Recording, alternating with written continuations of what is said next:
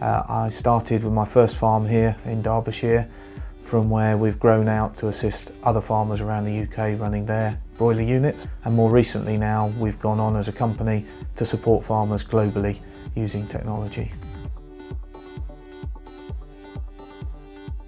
There was a conscious decision to use technology right from the outset. Initially, it took us a long while to build trust and faith in the data and the technology, so it didn't change overnight how we were farming the chickens, but 10 years on it has absolutely revolutionised how we farm the chickens, completely changed it.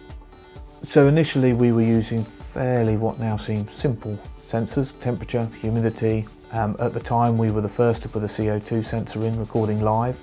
We then went on to start using visual analysis, initially CCTV security cameras. We then got involved with some more clever cameras that would score behaviour and movement and distribution, along with the visual what we could see. And then it went on from there to sound and listening to sound and the noises they make, and really trying to embrace all the senses a good stockman uses.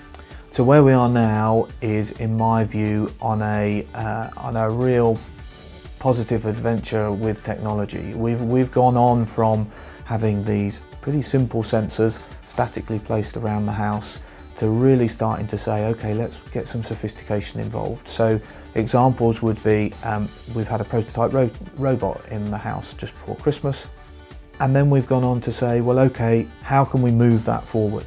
And one of those ways is using modern sensors that are far more sensitive than the human nose, where we can actually pick up on changes in the signature smell coming from those birds, which will indicate a specific health issue well in advance of when we see symptoms, which gives us the opportunity then to treat the animals with something other than medication.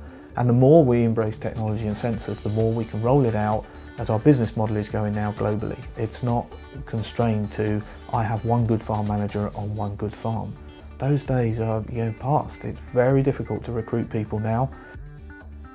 I think Brexit may go two different ways for two different types of companies. I think for some, depending on the outcome and negotiations, if they feel a financial squeeze, some will react in a way that says cut back on investment. There are others that will take that as a motivator to say invest, because for the future we need efficiency and ultimately we need some technology to help us with that.